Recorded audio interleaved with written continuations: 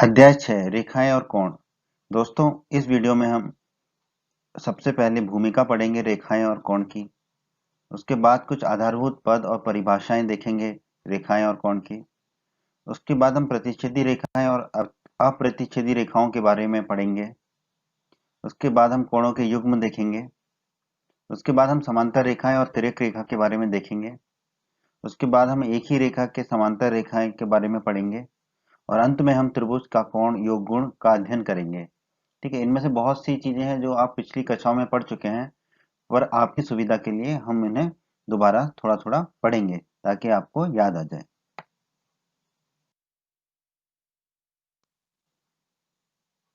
भूमिका। दोस्तों, इस अध्याय में हम कोणों के उन गुणों का अध्ययन करेंगे जब दो रेखाएं परस्पर प्रतिच्छेद करती हैं। प्रतिच्छेद का मतलब होता है एक दूसरे को काटती हैं। तो देखते हैं, यहाँ पर आप देखिए दो रेखाएं आपको ए बी, एक रेखा है और दूसरी रेखा क्या है, सी से लेकर डी तक, सी डी। ये दोनों रेखाएं जो है एक दूसरे को कहाँ पर काट रही हैं, बिंदु ओ पर। ठीक है, बिंदु ओ पर काट रही हैं। ठीक है, और चार कोण बन रहे हैं। एक कोण ये है, एक कोण ऊपर है, एक कोण बाईं तरफ है और एक कोण दाईं तरफ है। ये चार कोण बन रहे हैं।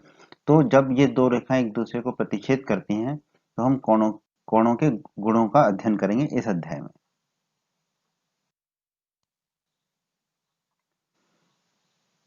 और दोस्तों, इस अध्याय में हम उस चीज का भी अध्ययन करेंगे जब एक रेखा दो या अधिक समांतर रेखाओं को भिन्न भिन्न बिंदुओं पर काटती है। ठीक है, इसको चित्र के माध्यम से देखते हैं। यहाँ पर एक रेखा है एम, एक रेखा है एन। ये दोनों परस्पर समांतर हैं। ये दो रेखाएं हो गई। इन दोनों रेखाओं को ये दोनों रेखाएं समांतर रेखाएं हैं और इन दोनों रेखाओं को एक तीसरी रेखा एल काट रही है दो भिन्न भिन्न बिंदुओं पर। ठीक है, ये दो भिन्न भिन्न बिंदुओं पर काट रही है। तो आप देखेंगे कि यहाँ पर हमें बहुत से कोण मिल रहे हैं, जैसे कि कोण एक, कोण दो, कोण तीन, कोण चार, कोण पाँच, कोण छः, कोण सात, कोण आठ। ठीक है, तो ये 8 कोण हमें मिल रहे हैं। तो हम इन कोणों के गुणों का अध्ययन करेंगे इस अध्याय में। ठीक है, जब समांतर रेखाओं को एक अन्य रेखा दो भिन्न भिन्न बिंदुओं पर काटती है तब कोणों के क्या गुण होते हैं। आधारभूत पद और परिभाषाएं। दोस्तों, हम कुछ आधारभूत पद और उनकी परिभाषाओं को पढ़ते हैं यहाँ पर। तो सबसे पहला आधारभूत पद है रेखाखंड। इसकी परिभाषा देखते हैं। एक रेखा का वह भाग। ठीक है, तो ये एक रेखा का भाग है जिसके दो अंत बिंदु हों, क्या कहलाता है, रेखाखंड कहलाता है। ठीक है, तो इसको समझते हैं। ये आपकी एक रेखा हो गई। ठीक है, अगर इस रेखा के दो अंत बिंदु अगर हैं, ठीक है, तो ये दोनों अंत बिंदुओं के बीच की रेखा क्या कहलाती है, रेखाखंड कहलाती है। तो रेखाखंड का मतलब है एक रेखा का एक खंड हो गया। ठीक है, रेखा का खंड हो गया जिसके दो अंत बिंदु हैं। ठीक है, तो रेखाखंड क्या है, रेखा का वह भाग जिसके दो अंत बिंदु होते हैं। ठीक है, तो ये हमने अभी देख भी लिया इसको। तो रेखाखंड है रेखा का वह भाग जिसके दो अंत बिंदु होते हैं। अगला आधारभूत पद और परिभाषाएं हैं किरण। ठीक है, तो किरण की परिभाषा क्या होगी, रेखा का वह भाग जिसका एक अंत बिंदु हो। ठीक है, रेखाखंड के कितने अंत बिंदु थे, दो अंत बिंदु। रेखा का वह भाग जिसका एक अंत बिंदु हो क्या कहलाता है, किरण कहलाता है। ठीक है, तो देख लेते हैं। ये यहाँ पर आप देखिए बाईं तरफ रेखा का एक अंत बिंदु है, तो ये क्या कहलाता है, हमारा किरण। लेकिन दाईं तरफ देखेंगे तो ये अनंत की तरफ जाती है रेखा। ये रेखा अनंत की तरफ जा रही है। इसमें तीर का निशान है। ठीक है, एक तरफ। तो अगर एक तरफ तीर का निशान है तो वो कहलाती है किरण। दोनों तरफ तीर का निशान है तो वो कहलाती है रेखा। और अगर दोनों तरफ बिंदुएं हैं तो वो कहलाती है रेखाखंड। ठीक है, तो किरण क्या होगा, जिसका एक अंत बिंदु हो और दूसरी तरफ तीर का निशान हो। ठीक है, तो एक तरफ से वो अनंत की तरफ जा सकती है पर दूसरी तरफ से उसका बिंदु निश्चित है, तो वो कहलाती है हमारी किरण।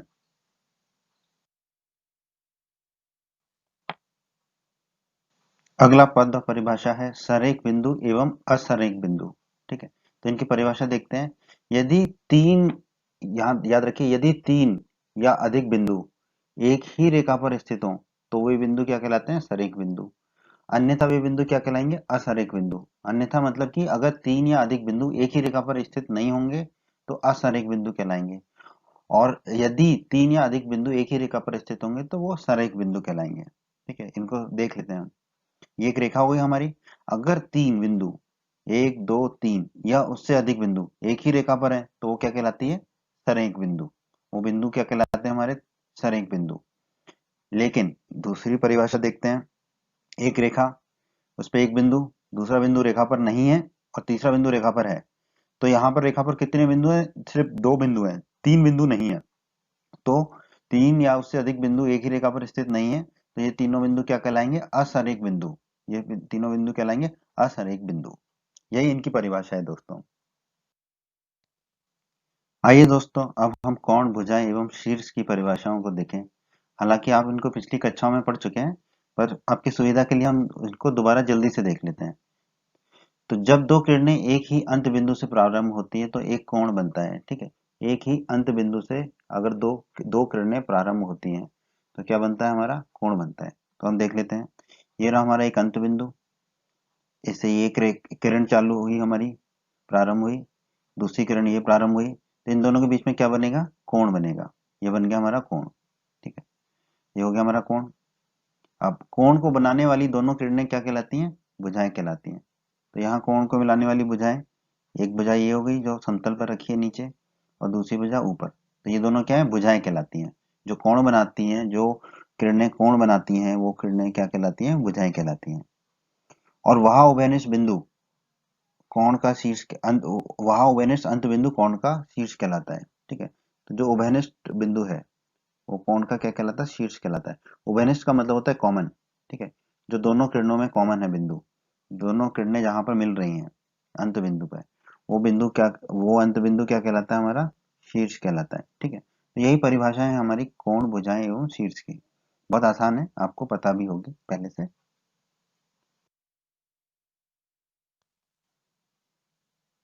न्यून कोण, इसके बारे में आप पिछली कक्षाओं में भी पढ़ चुके हैं, फिर से पढ़ लेते हैं। ठीक है, एक न्यून कोण का माप 0 और 90 डिग्री के बीच होता है। 0 से बड़ा और 90 डिग्री से छोटा होता है एक न्यून कोण का माप। तो यहाँ पर आप देखिए, ये जो कोण है, ये जो कोण है दोनों भुजाओं के बीच का, ये कोण क्या है? 0, ये जो थीटा है कोण, मतलब ये 0 से तो अधिक है, शून्य से अधिक है, और 90 डिग्री से कम है। तो ये क्या कहलाएगा? हमारा न्यून कोण। तो न्यून कोण की परिभाषा याद रखिए दोस्तों। न्यून कोण वह कोण होता है जो 0 डिग्री से बड़ा होता है और 90 डिग्री से छोटा होता है। या हम कह सकते हैं 0 और 90 डिग्री के बीच में होता है। इसमें 0 डिग्री नहीं हो सकता न्यून कोण, और 90 डिग्री भी नहीं होगा, क्योंकि 90 डिग्री वाला समकोण होता है जिसे हम आगे देखने वाले हैं। अगला पद है समकोण। समकोण क्या होता है? समकोण का जो कोण होता है उसका माप ठीक 90 डिग्री होता है। समकोण के कोण का माप ठीक 90 डिग्री होता है। तो ये है हमारा एक समकोण। ठीक है, यहाँ पर जो कोण है उसका माप कितना है? 90 डिग्री है।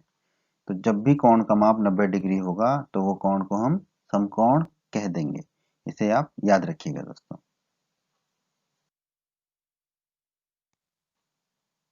आइए दोस्तों, अब हम अधिक कोण के बारे में पढ़ते हैं।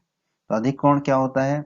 एक अधिक कोण का माप 90 डिग्री और 180 डिग्री के बीच में होता है। ना तो ये 90 डिग्री होगा, ना 180 डिग्री होगा, इसके बीच में कहीं होगा।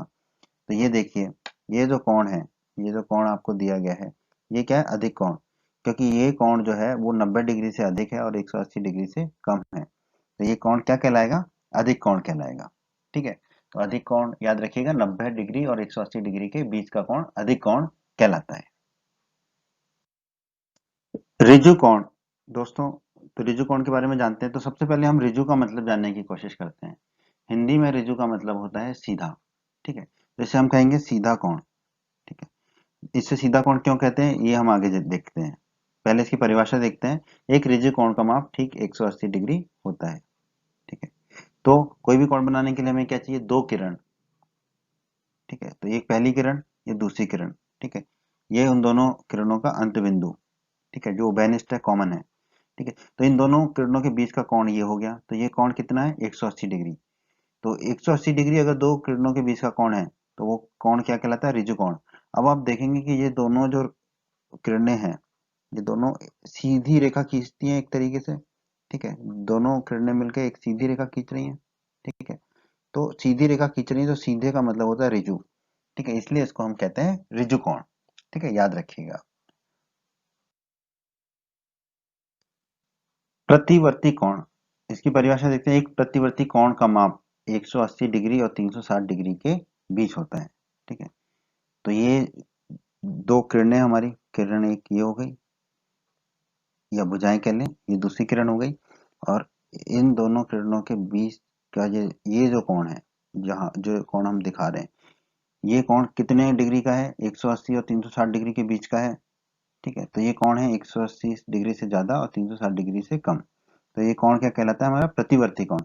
प्रतिवर्ती का मतलब ऐसे होता है कि घूम कर आने वाला। तो ये देखिए, ये जो है एक तरीके से ऐसा आ रहा है ना, घूम कर आ रहा है। ठीक है, तो जो कोण घूम कर आएगा वो कोण 180 डिग्री से ज्यादा का ही होगा और 360 डिग्री से कम होगा। तो ऐसे कोणों को हम क्या कहेंगे? प्रतिवर्ती कोण। आपको याद रखना है, जो कोण 180 डिग्री और 360 डिग्री के बीच में है वो कोण क्या कहलाते हैं? प्रतिवर्ती कोण। पूरक कोण। ठीक है, पूरक कोणों की परिभाषा देखते हैं दोस्तों। यदि दो कोणों का योग 90 डिग्री के बराबर हो तो ऐसे कोण क्या कहलाते हैं? हमारे पूरक कोण कहलाते हैं। तो दो कोण, अगर उन दोनों कोणों का योग 90 डिग्री के बराबर हो तो वो दोनों कोण क्या कहलाएंगे? पूरक कोण। जैसे कि देखिए, ये है कोण ए और ये है कोण बी। अगर कोण ए धन कोण बी 90 डिग्री के बराबर आ जाता है तो ये दोनों कोण जो है 90 डिग्री के बराबर हो गए। ये 90 डिग्री है हमारा। ठीक है, तो ये दोनों कोण क्या कहलाएंगे? पूरक कोण कहलाएंगे। ठीक है, उदाहरण देख लेते हैं। जैसे कि एक कोण है आपका 30 डिग्री का, दूसरा कोण है 60 डिग्री का। तो ये दोनों कोणों का योग कितना आएगा? 30 डिग्री धन 60 डिग्री बराबर 90 डिग्री। तो 90 डिग्री आया अगर दोनों कोणों का योग, तो ये दोनों कोण क्या कहलाएंगे? पूरक कोण कहलाएंगे। ये दोनों कोण एक दूसरे के क्या कहलाएंगे? पूरक कोण। दोस्तों, अभी हमने पूरक कोण देखे थे, अब हम देखते हैं समपूरक कोण। ठीक है, समपूरक कोण क्या होंगे? यदि दो कोणों का योग 180 डिग्री के बराबर हो तो ऐसे कोण क्या कहलाते हैं? समपूरक कोण कहलाते हैं। ठीक है, पूरक कोण में वो योग 90 डिग्री के बराबर था। बहुत आसान है। जैसे कि एक कोण ए हो गया, ये कोण बी हो गया आपका। और अगर कोण ए धन कोण बी बराबर 180 डिग्री हुआ तो ये क्या कहलाएगा? आपका समपूरक कोण कहलाएंगे ये दोनों। ठीक है, उदाहरण देख लेते हैं। जैसे कि एक कोण अगर 60 डिग्री का है और दूसरा कोण 120 डिग्री का है, तो 60 डिग्री धन 120 डिग्री कितना होगा? 180 डिग्री। तो ये दोनों कोण क्या कहलाएंगे? एक दूसरे के समपूरक कोण कहलाएंगे। आसन्न कोण देखते हैं। आसन्न कोण किसे कहते हैं? दो कोण आसन्न कोण कहलाते हैं यदि उनमें एक उभयनिष्ठ शीर्ष हो। ठीक है, तो एक शीर्ष उभयनिष्ठ मतलब एक शीर्ष कॉमन हो, दोनों का एक शीर्ष कॉमन हो, उनमें एक उभयनिष्ठ भुजा हो, यानी कि एक भुजा उन दोनों में कोणों में कॉमन हो, और उनकी वे भुजाएं जो उभयनिष्ठ नहीं है, जो कॉमन नहीं है भुजाएं, वे उभयनिष्ठ भुजा के विपरीत ओर स्थित हो। ठीक है, एक ही तरफ स्थित ना हो। तो इसको हम समझते हैं। ये हो गया कोण ए, ये हो गया कोण बी, और ये हो गया इसका शीर्ष। ठीक है, तो आसन्न कोण की परिभाषा क्या थी? एक उभयनिष्ठ शीर्ष हो। ठीक है, तो ये जो बिंदु है ये उभयनिष्ठ शीर्ष हो गया क्योंकि ये दोनों कोणों में कॉमन है। ठीक है, तो ये शीर्ष या ये बिंदु दोनों कोणों में कॉमन है। ठीक है, एक उभयनिष्ठ भुजा हो। तो यहाँ पे आप देखेंगे ये जो हरी हरी वाली किरण है, ये जो हरी वाली किरण है ये उभयनिष्ठ है, दोनों कोणों में कॉमन है। तो एक उभयनिष्ठ भुजा हो, और वे भुजाएं जो उभयनिष्ठ नहीं है, तो यहाँ पर जो काली वाली भुजा है, ये और एक ये बाईं तरफ, ये दोनों जो काली वाली भुजा है वो उभयनिष्ठ नहीं है, वो उभयनिष्ठ भुजा के विपरीत ओर स्थित हो। तो उभयनिष्ठ भुजा कौन सी है? हरी वाली। तो इसके हरी वाली भुजा के विपरीत ओर स्थित हो, यानी कि एक जो है उसके बाईं तरफ स्थित हो और एक उसके दाईं तरफ स्थित हो। ऐसा ही हो रहा है यहाँ पर। हाँ, अगर ऐसा हो रहा है तो ये कोण ए और कोण बी क्या कहलाएंगे? आसन्न कोण कहलाएंगे। ठीक है, तो ये जो तीन प्रॉपर्टीज हैं इनकी, एक उभयनिष्ठ शीर्ष हो, एक उभयनिष्ठ भुजा हो, और वे भुजाएं जो उभयनिष्ठ नहीं है, उभयनिष्ठ भुजा के विपरीत ओर स्थित हो, तो जो दो कोण बनेंगे वो दो कोण क्या कहलाएंगे? आसन्न कोण। ये परिभाषा याद रखिएगा। ये एक उसका और उदाहरण है आसन्न कोण का। ठीक है, तो परिभाषा आपको याद रखनी है, आसन्न कोण किसे कहते हैं। कोणों का एक रैखिक युग्म। ठीक है, तो कोणों का एक रैखिक युग्म ऐसे आसन्न कोण। ठीक है, अभी हमने आसन्न कोणों का पढ़ा था। ऐसे आसन्न कोणों का युग्म होता है जिसकी वे भुजाएं जो उभयनिष्ठ नहीं है, विपरीत दिशा में किरणें होती हैं। ठीक है, इसको समझते हैं। जैसे कि आसन्न कोण हमने पढ़े तो पहला कोण ए हो गया और दूसरा कोण बी हो गया। अब आप देखेंगे कि जो भुजाएं उभयनिष्ठ नहीं है वो किस दिशा में है? विपरीत दिशा में है। ठीक है, विपरीत दिशा में है मतलब एक दूसरे से 180 डिग्री का कोण बना रही है। ठीक है, तो ऐसे कोण जो है, जो कोण ए और कोण बी का योग 180 डिग्री हो गया, तो दोनों किरणें जो वेनिस्ट नहीं है वो किस में है, विपरीत दिशा में, आसन्न कोण की। तो ऐसे कोण क्या कहलाएंगे हमारे, जो कोणों का एक रैखिक युग्म बनाएंगे। ऐसे कोण जो है कोणों का एक रैखिक रैखिक युग्म बनाते हैं। होते तो ये आसन्न कोण ही है, लेकिन कोणों का एक रैखिक युग्म बनाते हैं। ठीक है, और उदाहरण देख लेते हैं हम इसको, जो हमारी पुस्तक में दिया हुआ है। ठीक है, तो यहाँ पर हम कह सकते हैं कि रैखिक युग्म जो कोणों का होता है उसमें दोनों कोणों का योग 180 डिग्री होता है। ठीक है, और जो दोनों किरणें होती हैं वो एक दूसरे से विपरीत दिशा में होती हैं। कौन सी दोनों किरणें, जो कि उभयनिष्ठ नहीं है। ठीक है, शीर्षाभिमुख कोण देखते हैं। शीर्षाभिमुख कोण क्या होते हैं। यदि दो रेखाएं एक दूसरे को प्रतिच्छेद करती हैं, ठीक है, यानी कि एक दूसरे को काटती हैं, तो इस प्रकार बने सम्मुख कोण, सम्मुख कोण मतलब कि विपरीत कोण, एक दूसरे के सामने वाले सम्मुख कोण समान होते हैं। ठीक है, इस प्रकार बने सम्मुख कोणों को हम क्या कहते हैं, शीर्षाभिमुख कोण कहलाते हैं। ठीक है, तो देखते हैं, जैसे कि ये एक रेखा हो गई, ये दूसरी रेखा हो गई, तो ये दोनों एक दूसरे को प्रतिच्छेद कर रहे हैं। ठीक है, तो चार कोण बनेंगे, तो ये दो कोण बने आमने सामने के, तो ये दोनों कोण क्या है, बराबर होंगे, और ये दोनों कोण क्या कहलाएंगे, शीर्षाभिमुख कोण कहलाएंगे। उसी तरह ये दो कोण होंगे हमारे, और ये दोनों कोण जो है, कोण भी कह दिया हमने, ये दोनों कोण भी आपस में बराबर होंगे। ठीक है, तो ऐसे कोणों को जो आमने सामने होते हैं, जब दो रेखाएं एक दूसरे को प्रतिच्छेद करती हैं, तो सम्मुख कोण मतलब आमने सामने के कोण जो है वो बराबर होते हैं, और ऐसे कोणों को हमने क्या नाम दिया है, शीर्षाभिमुख कोण। ठीक है, ये हमारी पुस्तक में दिया गया चित्र है। ठीक है, तो शीर्षाभिमुख कोण क्या होंगे, जब दो रेखा एक दूसरे को प्रतिच्छेद करें तो आमने सामने के जो कोण होते हैं वो कहलाते हैं हमारे शीर्षाभिमुख कोण। शीर्षाभिमुख मतलब शीर्ष से विमुख होकर, मतलब शीर्ष। ठीक है, तो आमने सामने के जो कोण है, सम्मुख कोण, वो जो है शीर्षाभिमुख कोण कहलाते हैं, और वो समान होते हैं। आइए अब हम प्रतिच्छेदी रेखाओं के बारे में पढ़ते हैं। ठीक है, बहुत आसान है। दो रेखाएं एल और एम प्रतिच्छेद करती हैं यदि उनमें एक बिंदु उभयनिष्ठ है। एक बिंदु उभयनिष्ठ मतलब एक बिंदु कॉमन है, यानी कि वो दोनों एक दूसरे को एक बिंदु पर काटती हैं। ठीक है, तो दो रेखाएं अगर एक दूसरे को एक बिंदु पर काटती हैं तो वो रेखाएं क्या कहलाती हैं, प्रतिच्छेदी रेखाएं कहलाती हैं। देख रहे हैं, जैसे कि ये एक रेखा हो गई, ये दूसरी रेखा हो गई, तो ये दोनों एक दूसरे को एक बिंदु पर काट रही हैं। ठीक है, ये बिंदु जो है कॉमन बिंदु है, और हिंदी में इसे उभयनिष्ठ बिंदु कहते हैं हम। ठीक है, तो ये दोनों रेखाएं क्या कहलाएंगी, प्रतिच्छेदी रेखाएं कहलाएंगी। ये दोनों रेखाएं कहलाएंगी प्रतिच्छेदी रेखाएं। पुस्तक में ये चित्र दिया हुआ है। ठीक है, जिसमें कि पी और क्यू एक रेखा है और आर और एस दूसरी रेखा है। ये दोनों एक दूसरे को एक बिंदु पर काटती हैं, तो ये दोनों क्या कहलाती हैं, प्रतिच्छेदी रेखाएं कहलाती हैं। दोस्तों, अभी हमने प्रतिच्छेदी रेखाओं के बारे में पढ़ा था, अब हम अप्रतिच्छेदी रेखाओं के बारे में पढ़ेंगे। तो ये अप्रतिच्छेदी रेखाएं क्या होंगी, जो कि प्रतिच्छेदी रेखाएं नहीं होंगी, वो अप्रतिच्छेदी रेखाएं होंगी। ठीक है, तो वे रेखाएं अप्रतिच्छेदी रेखाएं कहलाती हैं जो एक दूसरे से कभी नहीं मिलती हैं। ठीक है, किसी भी बिंदु पर नहीं मिलती हैं, और उनके बीच की दूरी सदैव समान रहती है। ठीक है, तो दोस्तों, ये आपको याद होगा, अध्याय 5 में के वीडियोस में भी हमने पढ़ा था समांतर रेखाएं। ठीक है, तो समांतर रेखाओं की भी यही परिभाषा थी। तो अप्रतिच्छेदी रेखाएं जो है वो समांतर रेखाएं ही होती हैं। ठीक है, तो जैसे कि एक रेखा ये हो गई, दूसरी रेखा ये हो गई, ये दोनों रेखा एक दूसरे को कभी नहीं काटेंगी, एक दूसरे को कभी नहीं मिलेंगी, कभी नहीं प्रतिच्छेद करेंगी, और इनके बीच की दूरी सदैव समान रहेगी। तो ये क्या कहलाएंगी, अप्रतिच्छेदी रेखाएं या समानांतर रेखाएं। ठीक है, आपकी पुस्तक में ये चित्र दिया हुआ है। ठीक है, यहाँ पर पी क्यू और आर एस, ये दो समांतर या अप्रतिच्छेदी रेखाएं हैं। आइए दोस्तों, अब हम कुछ अभिग्रहित का अध्ययन करें। अभिग्रहित 6.1 ये क्या कहता है, यदि एक किरण यदि एक किरण एक रेखा पर खड़ी हो तो इस प्रकार बने दोनों आसन्न कोणों का योग कितना होता है, 180 डिग्री होता है। ठीक है, ये अभिग्रहित है। देखते हैं, ये एक रेखा है, इस पर एक बिंदु, इस बिंदु पर एक किरण। ठीक है, तो इसमें ये पहला कोण ए और ये कोण बी। ठीक है, तो अभिग्रहित क्या कह रहा है कि ये दोनों कोणों का योग कितना होगा, 180 डिग्री होगा। ठीक है, क्योंकि रेखा पर ये किरण स्थित है। ठीक है, और दोस्तों, आपको याद होगा कोणों का एक रैखिक युग्म जो हमने अभी अभी पढ़ा है, उसमें भी यही बात कही गई थी।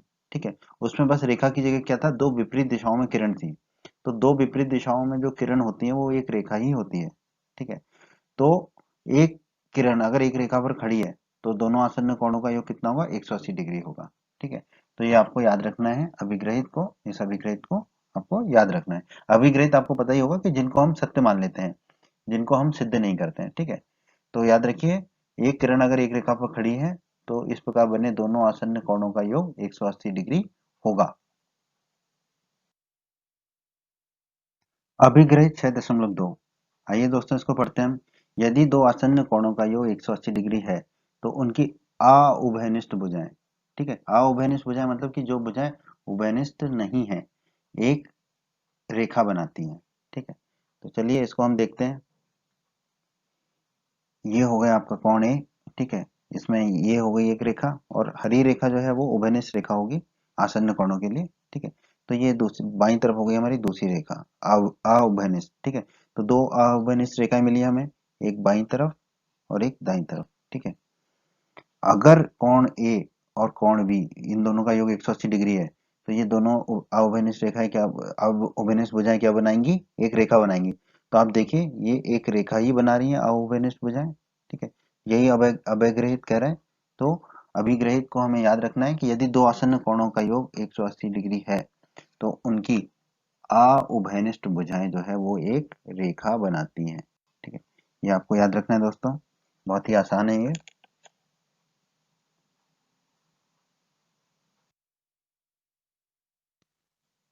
तिर्यक रेखा, तिर्यक रेखा के बारे में पढ़ते हैं हम। एक ऐसी रेखा जो दो अथवा अधिक रेखाओं को भिन्न बिंदुओं पर प्रतिच्छेद करती है यानी कि काटती है, क्या कहलाती है, तिर्यक रेखा कहलाती है। ठीक है, बहुत ही आसान है। ये देखिए एक रेखा हो गई एम, दूसरी रेखा हो गई एन और एक रेखा एल। इन दोनों रेखाओं एम और रेखा एन को दो अलग अलग बिंदुओं पर प्रतिच्छेद कर रही है। तो रेखा एल जो है हमारी वो क्या कहलाएगी, त्रियक रेखा। रेखा एल कहलाएगी हमारी त्रियक रेखा। ठीक है, पुस्तक में आपका ये चित्र दिया हुआ है, तो यहाँ पर भी एम रेखा और एन रेखा को त्रियक रेखा एल जो है दो भिन्न भिन्न बिंदुओं पर प्रतिच्छेद कर रही है। बिंदु कौन से हैं, वो पी और क्यू बिंदुओं पर प्रतिच्छेद कर रही है और भिन्न प्रकार के कोण बना रही है। ठीक है, तो हम इन सबका अध्ययन करेंगे इस अध्याय में। तो ये जो रेखा एल है ये क्या कहलाती है, आपकी तिर्यक रेखा। बाह्य कोण, दोस्तों अभी हमने तिर्यक रेखा के बारे में पढ़ा था। ठीक है, जैसे कि एम एक रेखा है, एन एक रेखा है, उसको एल रेखा काटती है। ठीक है, तो एल रेखा क्या कहलाती है, तिर्यक रेखा। ठीक है, तो ये जो तिर्यक रेखा काटती है तो बहुत सारे कोण बनाती है, जैसे कि कोण एक, कोण दो, कोण तीन, कोण चार, कोण पांच, कोण छह, कोण सात और कोण आठ। ठीक है, अगर ये दो रेखाओं को काट रही है तो 8 कोण बनते हैं हमारे। ठीक है, तो इन कोणों के कुछ नाम है। ठीक है, तो देखते हैं बाह्य कोण किसे कहते हैं। तो बाह्य कोण मतलब जैसे कि शब्द में ही निहित है, शब्द से ही पता चल रहा है बाहर के कोण। ठीक है, तो बाहर के कोण कौन कौन से दिख रहे हैं हमें। ठीक है, एक बाहर का दिख रहा है, दो बाहर दिख रहा है, सात बाहर दिख रहा है और आठ बाहर दिख रहा है। ठीक है, तो यही है, ये कौन एक, कौन दो, कौन सात और कौन आठ, ये क्या कहलाते हैं हमारे बाह्य कोण। ठीक है, कौन एक, कौन दो, कौन सात और कौन आठ, ये है हमारे बाह्य कोण। ठीक है, तो याद रखिएगा। अंतः कोण, ठीक है, तो अंदर के कोण क्या कहलाएंगे दोस्तों, इस तिर्यक रेखा में अंदर के कोण कहलाएंगे हमारे अंतः कोण। ठीक है, तो अंदर के कोण कौन से दिख रहे हैं हमें, मुझे दिख रहा है कोण तीन, कोण चार, कोण पांच और कोण छह, ये अंदर के कोण दिख रहे हैं, ये अंदर की तरफ है। तो यही हमारे अंतः कोण है, कोण तीन, कोण चार, कोण पांच और कोण छह, ये अंतः कोण है। ठीक है, तो आपको याद रखना है कि जो कोण बाहर की तरफ दिख रहे हैं वो बाह्य कोण हो गए और जो कोण अंदर की तरफ है वो अंतः कोण हो गए। ठीक है, अंदर की तरफ कोण मतलब कि जो दोनों रेखाओं के बीच की तरफ है कोण, वो अंतः कोण हो गए।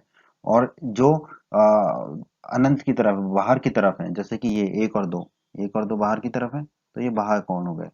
आठ और सात बाहर की तरफ है, लेकिन दोनों रेखाओं एम और एन के बीच में जो कोण है वो हो गए हमारे अंतः कोण। ठीक है, और जो बीच में नहीं है कोण वो क्या कहलाएंगे, हमारे बाह्य कोण। ठीक है, तो यही अंतर है अंतः कोण और बाह्य कोण में।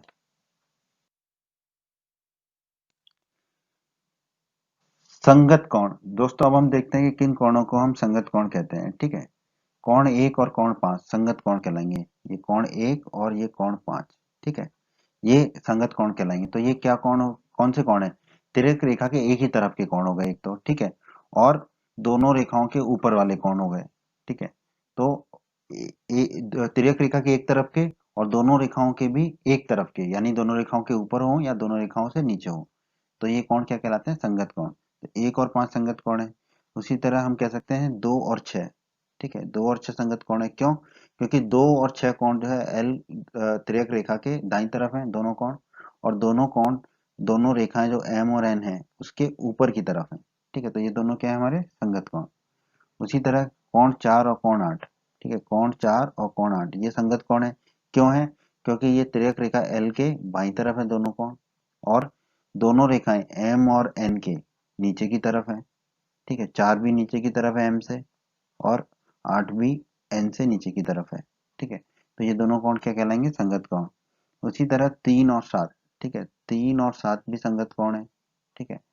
अब ये 3 और 7 संगत कोण क्यों? क्योंकि ये तिर्यक रेखा एल के दाईं तरफ है दोनों कोण, और दोनों कोण जो है रेखा एम के भी नीचे है और दूसरा रेखा एन के नीचे है, ठीक है, तो दोनों कोण जो है दोनों रेखाओं के नीचे हैं और तिर्यक रेखा के दाईं तरफ है, ठीक है।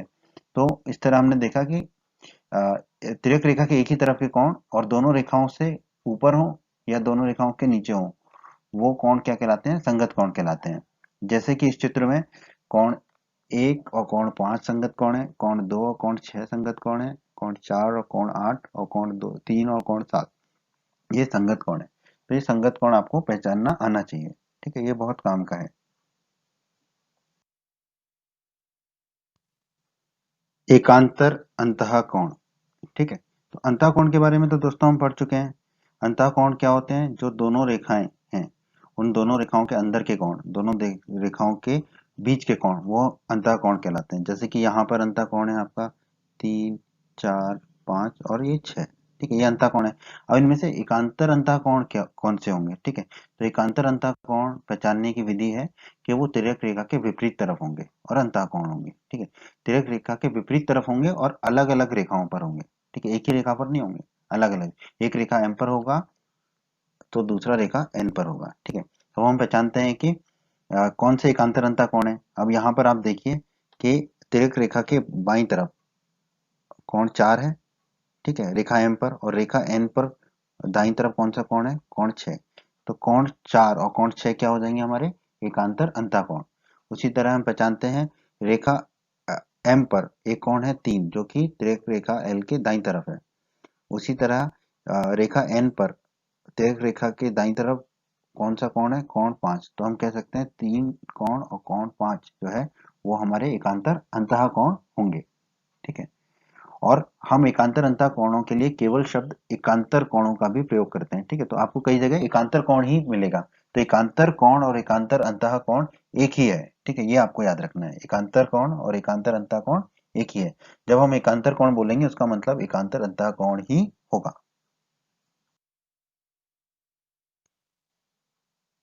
एकांतर बाह्य कोण, ठीक है, तो अभी हमने बाह्य कोण देखे थे, तो बाह्य कोण कौन कौन से थे हमारे? कोण 1, कोण 2, कोण 7 और कोण 8, ठीक है, तो इन्हीं में से दो दो कोणों का युग्म होगा जो एकांतर बाह्य कोण कहलाएगा, ठीक है। तो एकांतर मतलब कि हम कह सकते हैं कि अलग अलग रेखाओं पर होंगे, ठीक है। तो हम देख लेते हैं कि तिर्यक रेखा एल के एक तरफ एक कोण है एल, एक एक कोण है एक, ठीक है, और दूसरी तरफ दूसरी रेखा पर कौन सा कोण है? 7, ठीक है, तो कोण 1 और कोण 7 क्या होंगे? हमारे एकांतर बाह्य कोण। उसी तरह तिर्यक रेखा एल के दाईं तरफ एम रेखा पर कौन सा कोण है? कोण 2, और बाईं तरफ उल्टी तरफ एन रेखा पर कौन सा कोण है? कोण 8। तो हम कह सकते हैं कोण 2 और कोण 8 भी क्या होंगे? हमारे एकांतर बाह्य कोण होंगे, ठीक है। इस तरह हमें इन एकांतर बाह्य कोणों को पहचानना है दोस्तों।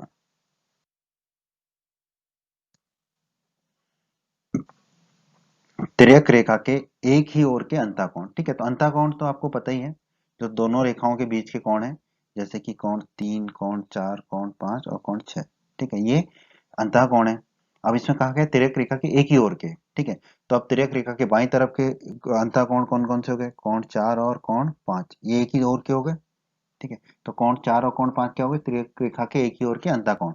उसी तरह दाईं तरफ के कोण कौन से हो गए अंतः कोण? कोण 3 और कोण 6, तो कोण 3 और कोण 6 भी क्या हो गए? तिर्यक रेखा के एक ही ओर के अंतः कोण, ठीक है। और तिर्यक रेखा के एक ही ओर के अंतः कोणों को हम क्रमागत अंतः कोण या संबंधित कोण या सह अंतः कोण भी कहते हैं, ठीक है, तो ये इनके अलग अलग नाम है जिसको आप याद रख सकते हैं। अभिग्रहित 6.3 देखते हैं क्या कहता है अभिग्रहित।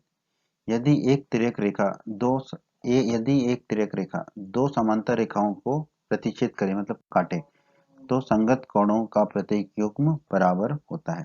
ठीक है, तो यहाँ पर दो रेखाएं कौन सी है, एम और एन, और तिर्यक रेखा कौन सी है, एल।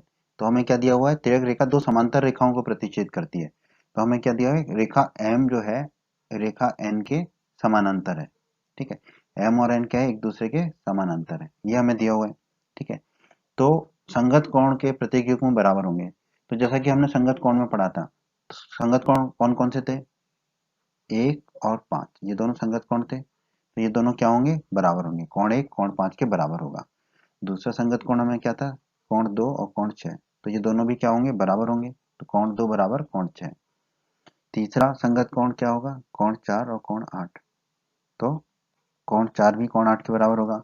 और आखिरी संगत कोण कौन सा है हमारा, कोण तीन और कोण सात, तो कोण तीन भी कोण सात के बराबर होगा। ठीक है, और इसी अभिग्रहित 6.3 को हम संगत कोण अभिग्रहित भी कहते हैं। ठीक है, क्योंकि ये संगत कोणों के लिए आधारित है।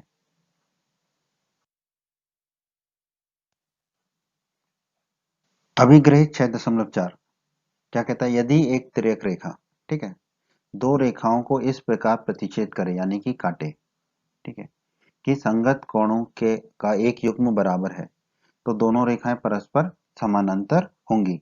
तो आप देखेंगे कि ये अभिग्रहित 6.3 का विलोम है, एकदम उल्टा है। ठीक है, तो यहाँ पर दो रेखाएं हैं एम और एन, ठीक है, और एल एक तिर्यक रेखा है, ठीक है, जो उन्हें प्रतिच्छेद कर रही है, काट रही है दो बिंदुओं पर, दो बिंदुओं। ठीक है, अब जो है, अब कहा गया है कि अगर संगत कोणों का एक युग्म बराबर है, तो कोई भी एक युग्म, जैसे कि कौन कौन से संगत कोण है, एक और पांच, तो कोण एक और कोण पांच अगर बराबर हो, कोई भी एक युग्म अगर बराबर हो गया, तो दोनों रेखाएं परस्पर समांतर होंगी, तो हम कह देंगे कि एम और एन समांतर है। तो या तो कोण एक और कोण पांच बराबर हो, या फिर कोण दो और कोण छह बराबर हो, क्योंकि ये संगत कोण है। अगले संगत कोण कौन से हैं, चार और आठ, या फिर कोण चार बराबर कोण आठ हो। आखिरी संगत कोण कौन सा है, कोण तीन और कोण सात, या फिर कोण तीन कोण सात के बराबर हो, तो हम कह पाएंगे इनमें से कुछ भी एक हो। ठीक है, कोई एक होगा तो बाकी भी हो जाएंगे। ठीक है, तो कोई भी एक अगर संगत कोणों का युग्म बराबर है, तो हम कह पाएंगे कि दोनों रेखाएं जिन्हें तिर्यक रेखा काट रही है, वो दोनों रेखाएं क्या है, समानांतर हैं। तो हम कह पाएंगे कि रेखा एम जो है रेखा एन के समानांतर है। रेखा एम और रेखा एन एक दूसरे के समांतर है, अगर संगत कोणों का युग्म बराबर है तो। एक ही रेखा के समांतर रेखाएं, ठीक है, वे रेखाएं जो एक ही रेखा के समांतर हो परस्पर समांतर होती है। ठीक है, इसको उदाहरण से समझते हैं। जैसे कि एक रेखा एल है और एक रेखा एम है, अगर एल और एम दोनों आपस में समानांतर है, ठीक है, ये समानांतर का चिन्ह होता है, आपको पता होगा, एल और एम आपस में समांतर है। ठीक है, फिर एक और रेखा है एन, ठीक है, और एल और एन आपस में समांतर है। ठीक है, एल एम के भी समांतर है और एल एन के भी समांतर है, तो हम कह सकते हैं कि एम और एन जो है वो फिर आपस में एक दूसरे के समानांतर होंगी। ठीक है, तो अगर दो रेखाएं, जो रेखा एक दूसरे के समांतर है, ठीक है, जैसे कि एल जो है वो एम के भी समांतर है और एल एन के भी समांतर है। ठीक है, तो एम के समांतर एल है और एन के समांतर भी एल है, तो इससे हम कह पाएंगे कि एम और एन जो है वो आपस में भी एक दूसरे के समानांतर होंगी। ठीक है, ये आपके पुस्तक में दिया गया चित्र है। ठीक है, यहाँ पर आपको एल एम और एन, ये तीन रेखाएं दी हैं जो आपस में समानांतर है, और इनको एक तिर्यक रेखा काट रही है टी। ठीक है, फिर हम इनके कोणों के गुणों का अध्ययन कर सकते हैं। ठीक है, तो आपको याद रखना है कि वे रेखाएं जो एक ही रेखा के समांतर हो परस्पर समांतर होती हैं। ठीक है, तो यहाँ पे आपने देखा कि एम एल के समांतर है और एन भी एल के समांतर है, तो फिर एम और एन आपस में क्या हो गए, समानांतर हो गए। त्रिभुज का कोण योग गुण। यदि एक त्रिभुज की एक भुजा बढ़ाई जाए, तो इस प्रकार बना बहिष्कोण, बहिष्कोण मतलब बाहर का कोण, दोनों अंतः अभिमुख, अभिमुख का मतलब होता है विपरीत कोणों के योग के बराबर होता है। ठीक है, तो समझते हैं पहले तो अंतः अभिमुख कोण कौन से हैं और बहिष्कोण क्या है। तो यहाँ पर जो कोण एक है वो क्या है, अंतः अभिमुख कोण। कोण दो भी अंतः अभिमुख कोण है, किसका, कोण चार का, कोण चार, क्योंकि कोण हमने क्या किया, यहाँ पर एक त्रिभुज था आपका पी क्यू और आर, ठीक है। तो यहाँ पर हमने आर को आगे बढ़ा दिया, एस तक ले गए, ठीक है। तो आपने कहा ना एक त्रिभुज की एक भुजा बढ़ाई जाए, तो त्रिभुज की क्यू आर भुजा को बढ़ा के हमने एस तक ले गए, ठीक है। तो यहाँ पर जो बहिष्कोण बनेगा, बहिष्कोण मतलब बाहर की तरफ जो कोण बनेगा त्रिभुज के बाहर, तो वो कौन कौन सा है, चार। तो इस कोण को हमने कहा चार कोण, ठीक है। और अंताभिमुख कोण, विपरीत कोण, मतलब कि तीन को छोड़ देंगे क्योंकि ये तो चार के बगल में ही है। इसके अलावा कौन कौन से दो कोण है, कोण एक और कोण दो। तो कोण एक और कोण दो हमारे क्या कहलाएंगे, अंताभिमुख कोण, अंताभिमुख कोण। तो हमें क्या दिया गया है फिर, ये जो बहिष्कोण है कोण चार, वो किसके बराबर होगा, अंताभिमुख कोणों के योग के बराबर होगा। तो कोण चार बराबर क्या हो जाएगा आपका, कोण एक धन कोण दो, ठीक है। ये आपको याद रखना है कि बहिष्कोण जो है जो विपरीत दिशाओं में कोण है उन दोनों कोणों के योग के बराबर होगा, ठीक है। इससे यह भी स्पष्ट हो गया कि किसी त्रिभुज का एक बहिष्कोण अपने दोनों अंताभिमुख कोणों से प्रत्येक से बड़ा होता है, ठीक है। अब देखिए कोण चार जो है कोण एक धन कोण दो है, तो कोण चार जो है वो कोण एक से भी बड़ा होगा और कोण दो से भी बड़ा होगा, ये स्पष्ट हो जाता है, ठीक है। तो दोस्तों इस अध्याय के परिचय में हमने बहुत सारी चीजों को पढ़ा। उम्मीद करता हूँ कि आपको समझ आया होगा।